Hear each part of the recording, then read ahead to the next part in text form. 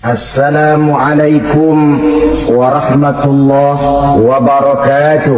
Waalaikumsalam warahmatullahi wabarakatuh. Alhamdulillah wassalatu wassalamu ala sayyidina Rasulillah sayyidina wa maulana Muhammad ibn Abdullah wa ala alihi wa sahbihi wa mawala la hawla wa la quwwata illa billah amma ba'du. Keagungan Ramadan yang ditandai tiga hal. Pertama, Ramadan dipilih oleh Allah menjadi bulan tempat di mana pertama kali diturunkan Al-Quranul Karim, kitab suci kita, imam kita, pedoman utama dalam melaksanakan berbagai kegiatan hidup. Pertama, ia berisi akidah yang tujuannya menyelamatkan manusia dari ketergantungan kepada benda, menyelamatkan manusia dari kemusyrikan, baik syirik yang jali maupun syirik yang khafi. Syirik jali itu syirik terang-terangan, nyata-nyata menyembah berhala, nyata-nyata meyakini Tuhan lebih dari satu. Kalau gitu insya Allah kita aman. Tapi ada syirik khafi, syirik yang tersembunyi, menjadikan yang selain Allah sebagai tujuan akhir dari seluruh kegiatan hidup. Itu syirik khafi. Saya sejak pakai cincin ini rezeki lancar. Cincin. Saya sejak pakai gesper ini, jangan anak gadis, nenek-nenek ngelihat saya lemes. Gesper. Ini sejak ada perkutut di rumah ini, bisnis bagus. Perkutut. Kalau komputer lebih kita kagumi dari Allah, itulah berhala kita. Kalau pangkat lebih kita utamakan dari Allah, itulah berhala kita. Kalau ilmu lebih kita kagumi daripada Allah, itulah berhala kita. Quran membebaskan manusia dari ketergantungan kepada benda, membersihkan keyakinan, meluruskan tauhid dengan konsep akidah. Lalu sisi yang kedua, syariat untuk mengatur kehidupan sesama manusia. Selama ini kalau mendengar syariat, yang terbayang oleh kita kan yang serem-serem, dan memang diopinikan sedemikian rupa. Padahal watak syariat itu pertama, al-musawat bainan nas fi takalifil ahkam. Ini watak syariat Islam. Semua manusia sama dalam berhadapan dengan hukum Allah. Semua manusia sama. Bukankah ini yang kita perjuangkan dengan tuntutan keadilan? Supaya di Republik ini jangan ada warga negara kelas 1. Supaya di Republik ini jangan ada yang kebal hukum. Supaya di Republik ini hukum jangan seperti pisau, tajam ke bawah tapi tumpul ke atas. Syariat mengajarkan al-musawat bainan nas fi takalifil ahkam. Semua manusia sama dalam berhadapan dengan hukum Allah.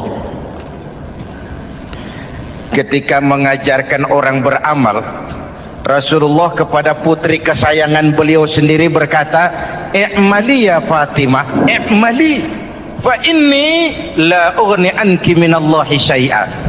Fatimah, beramal kau. Fatimah, solat. Fatimah, puasa. Fatimah, haji. Kalau kau tidak beramal, aku ayahmu Rasulullah tidak akan sanggup membelamu di akhirat nanti. Inilah watak syariat. Tidak mentang-mentang anak kesayangan lalu ada jaminan, sudah Fat, kamu nggak sholat nggak apa-apa, nanti di akhirat ada papi. Tidak. Semua manusia sama dalam berhadapan dengan hukum. Andai kata Fatimah putri Muhammad mencuri, tidak usah orang lain, Muhammad sendiri yang akan memotong tangannya. Bukankah keadilan macam ini yang kita harapkan? Cuma sayang selama ini banyak kita mengenal Islam seperti orang buta kenal gajah. Ada 3 orang buta dilepas ke kebun binatang, disuruh kenal gajah. Saya yakin laporannya lain-lain. Orang buta pertama bilang, "Pak, gajah tipis lebar kayak kipas." Kenapa? Dia baru pegang telinganya. Orang buta kedua ngotot, "Goblok itu, Pak. Yang betul saya, gajah kecil panjang kayak ular." Kenapa? Yang dia pegang ekornya. Orang buta ketiga lebih marah, dua-duanya tolol, Pak. Yang betul itu saya, gajah tinggi besar seperti pohon kelapa. Karena yang dia pegang kakinya. Beginilah kita mengenal Islam. Seperti orang buta kenal gajah, frame of reference, kacamata pandangannya tidak total.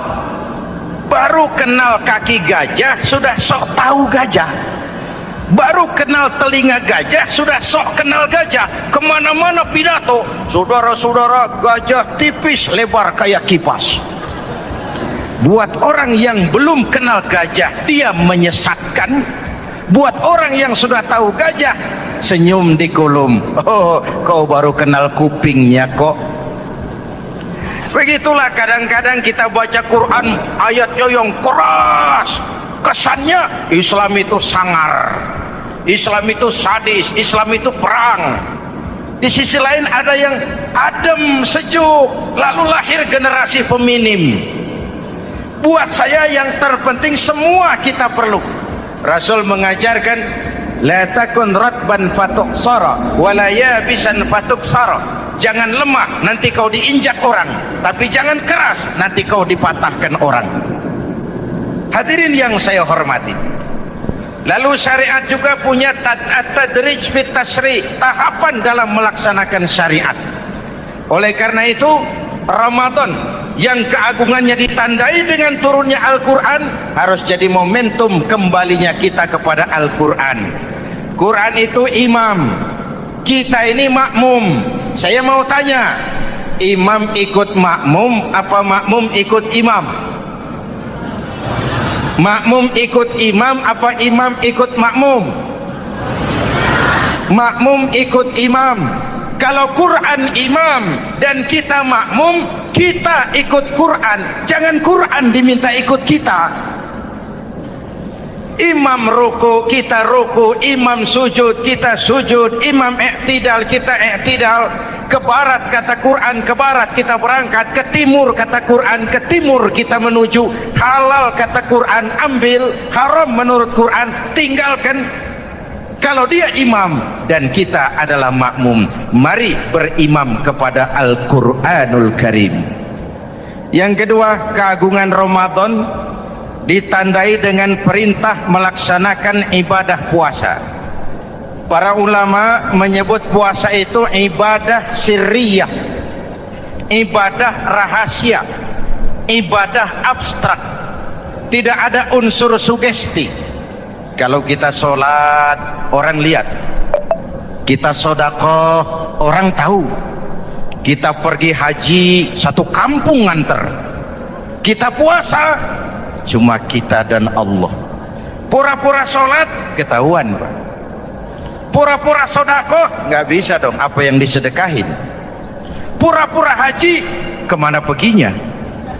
Tapi pura-pura puasa, gampang. Keluar rumah, bibir lap yang kering, jalan lemesin dikit, ada angin miring, lemes amat puasa. Sirriyah, abstrak. Ibadah lain bisa dinilai, wah itu teman kita sodakohnya berani ya. Kok tahu kamu? Kelihatan dari jumlahnya.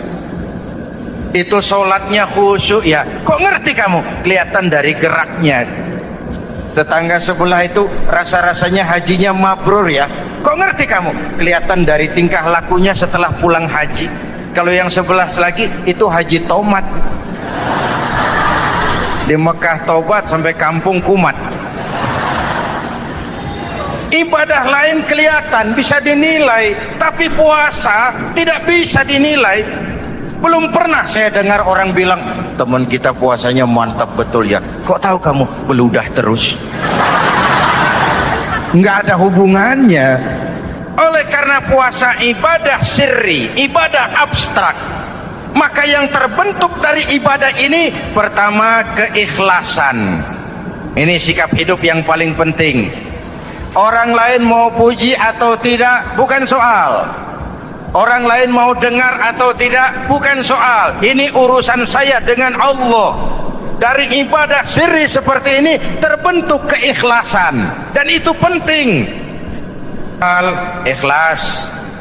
Saya menyantuni yatim bukan karena disorot TV, bukan karena masuk majalah, bukan karena dimuat koran, karena Allah. Berpakaian ikhlas. Saya berpakaian ini karena perintah Allah menutup aurat, bukan karena tuntutan Ramadan. Kalau cuma tuntutan Ramadan, Ramadan saja bagus busana muslim. Selesai Ramadan kembali pusar merajalela.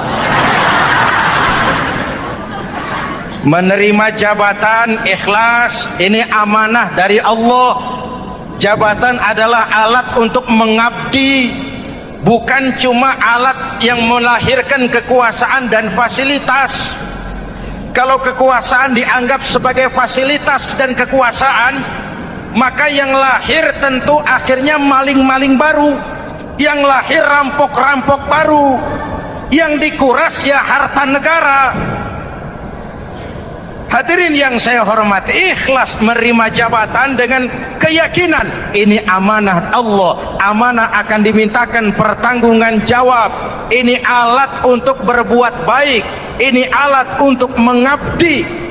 Kalau cuma digambarkan kekuasaan jabatan sebagai kekuasaan dan fasilitas, itu yang lalu banyak melahirkan rampok-rampok baru.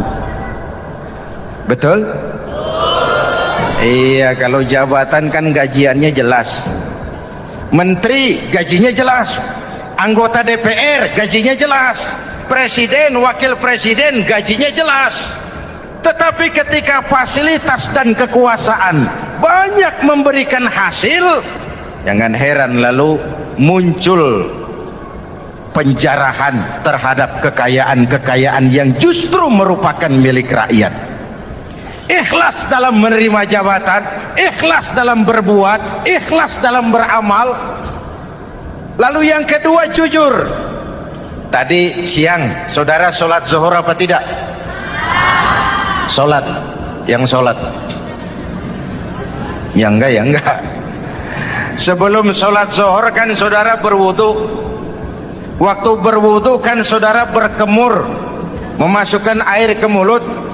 Umpama waktu berkemur saudara korupsi, dikit saja airnya saudara minum, jangankan hansip, jangankan satpam, jangankan polisi, teman sebelah pun tidak tahu kalau waktu berkemur kita korupsi. Kenapa kita tidak mau melakukan itu? Ada rasa malu kepada Allah. Alangkah positifnya kalau ini diterjemahkan dalam kehidupan. Sekarang kan kita berpikirnya Allah ditekan. Kamu korupsi ya? Iya, Tuhan kan tahu. Biarin, Tuhan mah tahu, nggak ribut. Nggak ribut katanya. Tapi kalau orang, 3 orang saja tahu, geger kantor. Bayangin, Tuhan aja ditekan, Tuhan diintimidasi, apalagi orang lain. Lahir etika otonom, daya kontrol yang paling ampuh yang muncul dari dalam jiwa kita sendiri. Sabahu ahadun au qatalahu falyakul inni shaim, inni shaim. Kalau ada orang mencaci maki dia, bahkan mengajak dia berkelahi yang menurut ukuran dia mesti menang, tapi karena puasa, maaf, saya bukan nggak berani sama kamu, saya sedang puasa. Kalau mau berkelahi juga ntar aja habis buka, segeran dikit berantemnya. Ini shaim, maaf saya sedang berpuasa. Itu merupakan benteng. Orang itu kan kalau lagi puasa kondisi lapar, haus, temperamen kan tinggi. Sedikit tersinggung temperatur naik, sama marah gampang. Kalau waktu begitu dia bisa sabar, ketika kenyang sudah nggak ada masalah. Sabar baik dalam taat kepada Allah. Kalau ibadah berpuasa kita baik, kita yang malam ini pasti bukan kita 20 hari yang lalu. Kita yang malam ini, kita yang sudah ditempa oleh penggojologan Ramadan, ditempa oleh kawah candra di mukanya Ramadan, sehingga membias dalam pembentukan pribadi. Setiap ibadah yang dikerjakan dengan benar pasti punya dampak positif dalam meluruskan moral orang yang melaksanakan ibadah itu sendiri. Jangan sampai terjebak kepada rutinitas ritual. Akhirnya seperti yang sering saya ungkapkan, sholat rajin, maksiat tekun. Baca Quran mau, fitnah orang hobi. Sedekah ya sedekah, tapi nyolongnya lebih gede dari sedekahnya. Sedekahnya cuma untuk ngumpetin korupsinya. Akhirnya jadi lipstik, akhirnya jadi dekorasi. Setiap ibadah yang dikerjakan dengan benar punya dampak positif dalam meluruskan moral dan memperbaiki akhlak orang yang melaksanakan ibadah itu sendiri. Begitulah Ramadan, ada pelaksanaan ibadah puasa. Dan untuk puasa Nabi bersabda, lis-shaimi farhatani, farhatun indal iftar wa farhatun inda liqa'i rabbih. Buat orang yang berpuasa ada dua kegembiraan yang tidak dimiliki oleh yang tidak melaksanakan puasa. Dua kegembiraan. Pertama, farhatun indal iftar, kegembiraan menjelang saat-saat berbuka. Hati itu besar, rasa optimisme, padahal bukanya cuma sama tempe, sama tahu, sama ikan asin. Tapi entah makin dekat maghrib hati makin berbunga, ada kebahagiaan yang tidak bisa diceritakan. Allahumma lakasumtu, ya Allah hari ini saya laksanakan perintahmu, saya lawan rasa nafsu, saya tempuh lapar, haus, saya tunaikan semua ini. Itu kegembiraan yang puasa. Yang kedua, wa farhatun inda liqa'i rabbih, kegembiraan kedua nanti di akhirat pada saat bertemu dengan Allah Subhanahu wa ta'ala. Masuk surga nikmat, bertemu Allah jauh lebih nikmat. Hadirin yang saya hormati, bahkan di surga ada sebuah pintu yang khusus disiapkan bagi orang-orang yang melaksanakan puasa. Tidak bisa masuk ke pintu itu kecuali orang yang puasa. Dan pintu itu disebut pintu Rayyan, Babur Rayyan, pintu Rayyan yang hanya boleh dimasuki orang-orang yang melaksanakan ibadah puasa. Hadirin, lalu yang berikutnya ibadah puasa ganjarannya abstrak. Kalau ibadah lain kita bisa lihat itu, sholat berjamaah pahalanya begini, haji kalau mabrur pahalanya begitu, sodakoh pahalanya begini.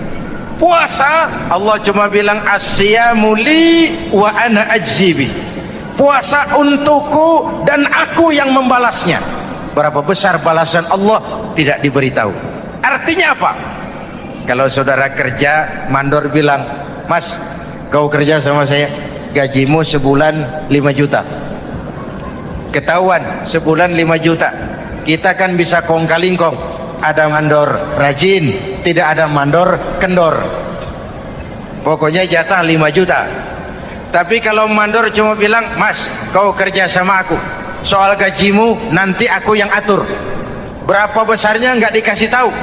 Aturan seperti ini harusnya membuat kita kerja lebih hati-hati. Sebab apa? Mungkin gaji kita sama saja 5 juta kalau kerja biasa-biasa, mungkin jauh lebih besar kalau pekerjaan memuaskan, mungkin tidak digaji sama sekali kalau pekerjaan sembarangan. Tidak dijelaskannya gambaran pahala puasa menjadi sugesti untuk melaksanakan ibadah puasa ini dengan sebaik-baiknya. Hadirin yang saya cintai, yang ketiga soal keagungan Ramadan ini. Di dalam bulan Ramadan ada satu malam yang bobotnya khairun min alfi syahrin. Satu malam tapi lebih baik daripada 1000 bulan, yang kita kenal dengan malam Qadar atau Lailatul Qadar. Sementara itu adanya pada sepertiga yang akhir dari bulan Ramadan, terutama di malam-malam ganjil. Di negeri kita lihat terjadi pergeseran nilai. Awal-awal Ramadan, minggu pertama, pasar sepi, masjid ramai, full house, meledak. Betul? Padahal Rasul memberikan contoh, kalau sudah masuk sepertiga yang akhir Ramadan, beliau sing-singkan lengan baju, hamparkan sajadah, lebih banyak di masjid daripada di rumah. Itu baginda Rasul. Sing-singkan lengan baju, hamparkan sajadah, lebih banyak di masjid daripada di rumah. Hadirin yang saya hormati, di situ makna meraih kemenangan. Karena itu lebaran lain dengan Idul Fitri. Lebaran siapa saja boleh ikutan, tapi Idul Fitri milik orang yang melaksanakan ibadah Ramadan dengan baik. Nah, saya kembali kepada Lailatul Qadar. Semua kita, kecil atau besar, sengaja atau tidak, khilaf atau terpaksa, pasti punya yang namanya dosa. Di sini semua yang hadir nih, include saya, apa ada yang tidak punya dosa? Ayo, jujur. Apa ada di antara kita di sini yang nggak punya salah? Apa ada yang nggak punya dosa? Setiap kita, kecil, besar, sedikit, banyak, terlupa, terpaksa, pasti punya salah. Sekarang kalau mau hitung dagang, kita diberi umur 65, 40 tahun penuh dosa, lalu taubat 25 tahun. Menurut neraca hukum dagang belum seimbang. Dosa 40 tahun ditebus taubat 25 tahun. Menurut neraca hukum dagang. Untung Allah tidak dagang-dagangan kepada kita. Di Ramadan ini Allah ngobrol pahala. Di Ramadan ini Allah membuka pintu rahmah yang seluas-luasnya. Sampai-sampai ada hadis qudsi, "Lau amiltumul khataya hatta mala'atis sama thumma nadimtum fataballahu alaikum." Kalaupun kamu berbuat dosa, penuh langit dengan dosamu, kemudian kamu menyesal dan bertaubat, Allah pasti akan menerima taubatmu. Hadirin yang saya hormati, inilah momentum Ramadan, saat dimana kita melakukan pemutihan diri. Masih ingat cerita dalam kitab Durratun Nasihin? Saya ulang lagi cerita ini untuk sugesti. Ada buajingan tengik pernah membunuh 99 orang. Satu saat hidayah datang kepadanya, terniat ingin bertaubat. Dicarinya seorang ustadz, ketemu ustadz kepala ngajar. Ustadz, ya, apa? Saya mau taubat, diterima apa tidak taubat saya? Emangnya dosa kamu apa? Saya pernah membunuh 99 orang, Ustaz. Ustadznya melotot. Wih, banyak amat. Enggak segampang itu nyawa hak prerogatif Allah. Cuma Allah yang berhak ngambil. Membunuh tanpa alasan yang benar, dosa besar. Dosamu kelewat banyak, Mas. Enggak bisa. Dia ponis lebih dulu kayak surga milik bapak moyangnya. Ini preman kita pikir, ini ustadz saya niat baik-baik ngomongnya nggak enak. Nah, daripada 99 tanggung, saya lempengin aja nih urusan. Dibabat lagi ustadz, tamat, selesai. pas cepet. Niat taubatnya masih terus. Dia mengembara sampai ketemu seorang ustadz yang bijak. Waalaikumsalam Ustaz. Salam. Ada apa? Ustaz, saya mau taubat, diterima apa enggak sih? Oh, sebelum mentari terbit dari sebelah barat, sebelum napasmu sampai di tenggorokan, Allah akan menerima taubatmu. Boleh jadi dosamu besar, tapi ampunan Allah lebih besar dari dosamu. Begitu Ustaz. Iya. Cuman ngomong-ngomong, dosamu apa sih? Ustaz, saya sih tadinya cuma bunuh 99 orang. Terus ada Ustaz ngomongnya nggak enak, jadi saya cukupin 100. Oh, taubatmu diterima asal benar-benar. Cuma begini saja, kampungmu kampung brengsek tuh, lingkunganmu nggak sehat. Kalau kau pulang ke sana lagi, niat taubatmu bisa lentur dan luntur. Kamu pindah saja, hijrah ke kampung lain yang lebih baik. Baik Ustaz, makasih. Wah, ngepak koper, pindah. Belum sampai ke kampung yang dituju, ajal datang merenggut nyawa. Ketika roh keluar dari jasad, ini malaikat rahmah dengan malaikat azab rebutan. Kata malaikat rahmah, ini jatah saya. Orang ini sudah taubat, tempatnya di surga. Kata malaikat azab, nanti dulu. Taubat si taubat, 100 bagaimana urusannya? Bertengkar. Akhirnya Allah mengutus malaikat Jibril, kau adili. Kata Jibril, ukur sajalah mana yang lebih dekat, kampung yang dituju atau kampung yang ditinggalkan. Ketika diukur, kampung yang dituju lebih dekat dari kampung yang ditinggalkan. Kata Jibril, dia jatah malaikat rahmah, taubatnya diterima Allah. Nah, kalau mendengar riwayat seperti ini, jangan diartikan bahwa untuk taubat mesti membunuh 100 orang. Ini harus diartikan bagaimanapun besar dosa dan kesalahan yang kita lakukan, jangan putus asa dari rahmat Allah. Sebaliknya, bagaimanapun banyak kebaikan yang kita kerjakan, jangan puas hati dan sombong diri. Kita belum tahu akhir perjalanan hidup ini. Kita hanya berbuat dan berbuat. Kepastian itu haknya Allah. Ada yang masuk neraka karena menyiksa kucing. Ada yang masuk surga walaupun sudah membunuh 100 orang.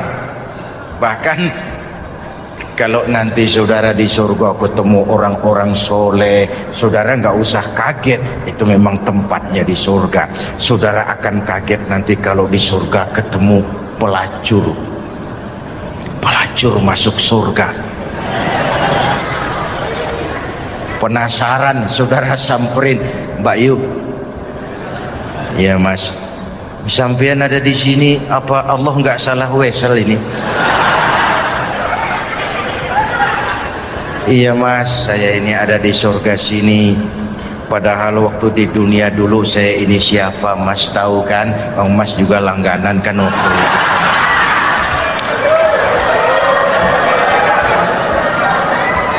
Tapi terus terang saja Mas, waktu di dunia itu saya terpaksa betul.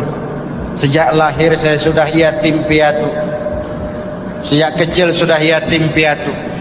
Ada tetangga saya muslim sedikit kaya, tapi pelitnya 17 setan. Akhirnya demi tuntutan perut saya merantau ke kota besar. Ada yang nolong, katanya kerjanya ringan, uangnya lumayan. Apa? Yaitu demi sesuap nasi saya lakoni. Satu malam saya lagi berangkat dagang, lewat masjid Baitul Ihsan, ada ceramah. Saya dengar dari jauh, ustadznya pidato, katanya Allah berpesan, "Lau amiltumul khataya hatta mala'atis sama thumma nadimtum fataballahu alaikum." Kalaupun kamu berbuat dosa, penuh langit dengan dosamu, lalu kau menyesal dan bertaubat, Allah pasti akan menerima taubatmu. Mendengar hadis itu, Mas, berlinang air mata saya. Terbayang dosa-dosa yang pernah saya lakukan. Terbayang orang-orang yang pernah menanamkan modal asing.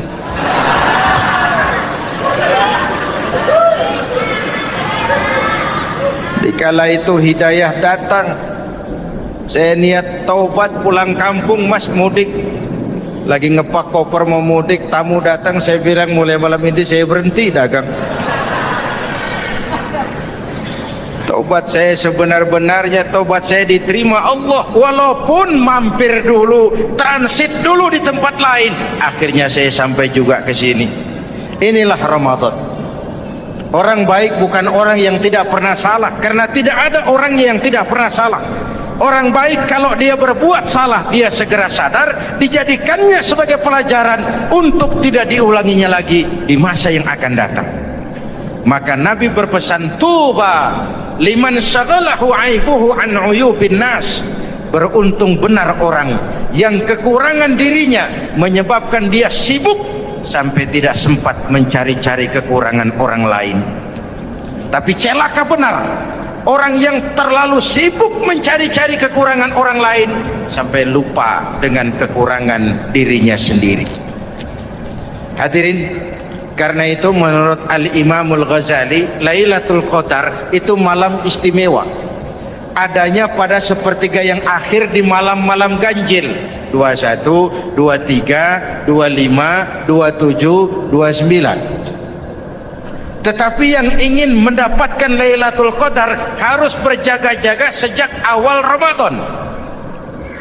Nggak bisa pakai ilmu ngancem. Wah, ini 21 malam nih, nggak keluar-keluar dari masjid. 22 libur, 23 absen lagi. Nggak bisa seperti itu. Ingin mendapatkan Lailatul Qadar harus berjaga-jaga sejak awal Ramadan. 1000 bulan, kira-kira 83 tahun. Rata-rata umur orang sekarang, kita ini jarang yang sampai 83. Jarang. Kalau menyontoh Rasul, jatah kita 63. 63. Hadirin yang saya hormati, sehingga dikatakan itulah fasilitas yang diberikan Allah kepada umat Muhammad ini. Walaupun umurnya relatif pendek, tapi amaliyahnya tidak kalah dengan umat zaman dulu. Benar, Nabi Nuh umurnya 950 tahun. Ibadah umatnya berarti panjang, tetapi mereka tidak ada Lailatul Qadarnya. Benar, Nabi Adam umurnya panjang, 2000 tahun, umatnya rata-rata sekian, tetapi tidak ada nilai tambah yang diberikan Allah kepada mereka. Kita umat Muhammad ini umur relatif pendek. Kalau nyontoh Nabi 63 tahun, betul. Tapi bayangkan, ada Lailatul Qadar yang nilainya khairun min alfi syahrin, lebih baik daripada 1000 bulan. Dan 1000 bulan 83 tahun. Kalau 10 tahun berturut-turut memanfaatkan Lailatul Qadar, maka artinya umur kita sudah sama dengan umur umat Nabi Nuh alaihi salam. Kualitas ibadahnya yang saya maksud. Tugas kita memanfaatkan peluang-peluang seperti ini dan mengisinya dengan berbagai kegiatan-kegiatan ibadah. Mumpung Allah menyediakan itu buat kita bersama. Tahun depan nggak ada jaminan kita ketemu Ramadan lagi. Karena itu mumpung senyampang ini diberikan kesempatan memasuki minggu-minggu 10 yang terakhir dari Ramadan, sing-singkan lengan baju, hamparkan sajadah, dan berusaha lebih banyak di masjid daripada di rumah. Hadirin yang saya hormati, dari pembicaraan singkat yang saya sampaikan, Ramadan menjadi agung oleh karena 3 hal. Pertama, ia dipilih menjadi bulan tempat di mana pertama kali diturunkan ayat-ayat suci Al-Quran. Karenanya Ramadan disebut juga sebagai Syahrul Quran, bulan Al-Quran. Karenanya Ramadan juga kita lebih intens memasuki kehidupan Al-Quran sebagai makmum dan kita sebagai imam. Jika Quran adalah imam dan kita adalah makmum, maka konsekuensinya makmum harus ikut imam, bukan imam yang ikut makmum. Yang kedua, keagungan Ramadan ditandai dengan pelaksanaan ibadah puasa.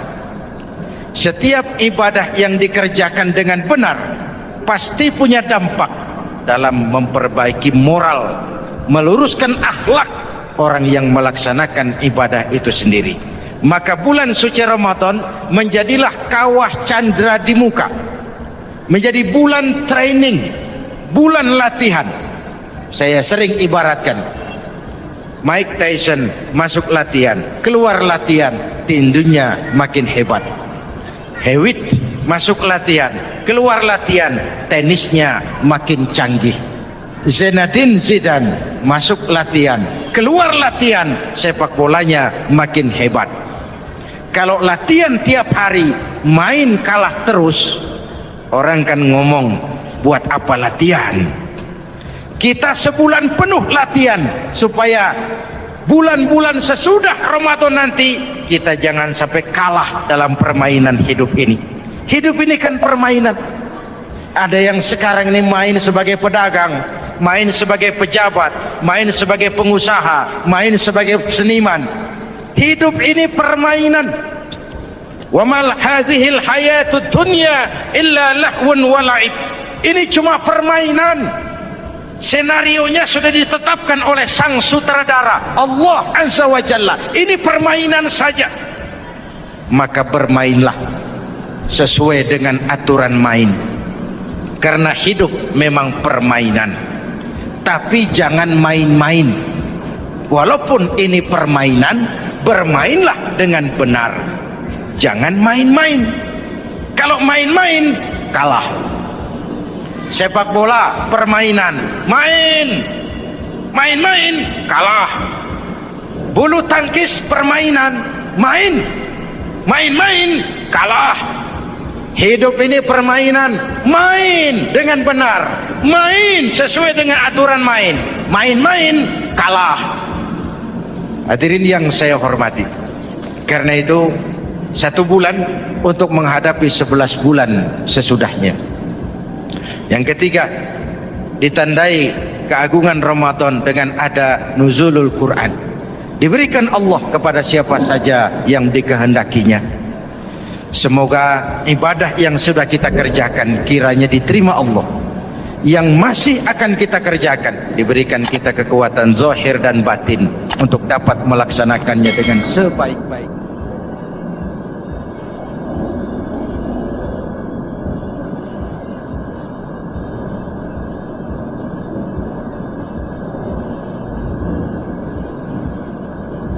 Pertama, Ramadan dipilih oleh Allah menjadi bulan tempat di mana pertama kali diturunkan Al-Quranul Karim, kitab suci kita, imam kita, pedoman utama dalam melaksanakan berbagai kegiatan hidup. Pertama, ia berisi akidah yang tujuannya menyelamatkan manusia dari ketergantungan kepada benda, menyelamatkan manusia dari kemusyrikan, baik syirik yang jali maupun syirik yang khafi. Syirik jali itu syirik terang-terangan, nyata-nyata menyembah berhala, nyata-nyata meyakini Tuhan lebih dari satu. Kalau gitu insya Allah kita aman. Tapi ada syirik khafi, syirik yang tersembunyi, menjadikan yang selain Allah sebagai tujuan akhir dari seluruh kegiatan hidup. Itu syirik khafi. Saya sejak pakai cincin ini rezeki lancar. Cincin. Saya sejak pakai gesper ini Jangan anak gadis, nenek-nenek ngelihat saya lemes, gesper. Ini sejak ada perkutut di rumah ini bisnis bagus, perkutut.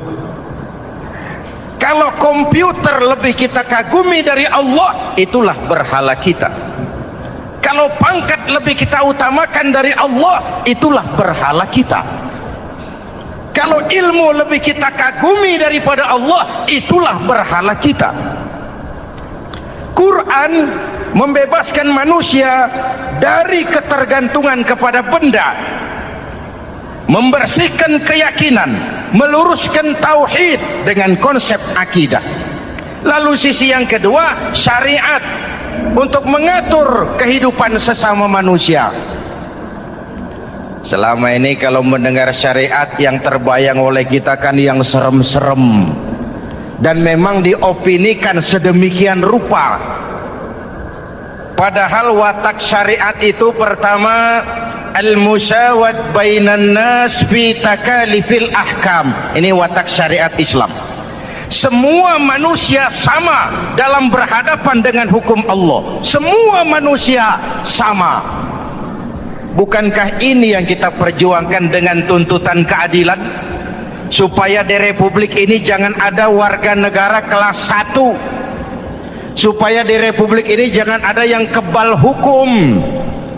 Supaya di Republik ini hukum jangan seperti pisau, tajam ke bawah tapi tumpul ke atas. Syariat mengajarkan al-musawat bainan nas fi takalifil ahkam. Semua manusia sama dalam berhadapan dengan hukum Allah. Ketika mengajarkan orang beramal, Rasulullah kepada putri kesayangan beliau sendiri berkata, "I'mali ya Fatimah, i'mali fa inni la ughni anki minallahi syai'a." Fatimah, beramal kau. Fatimah, solat. Fatimah, puasa. Fatimah, haji. Kalau kau tidak beramal, aku ayahmu Rasulullah tidak akan sanggup membelamu di akhirat nanti. Inilah watak syariat. Tidak mentang-mentang anak kesayangan lalu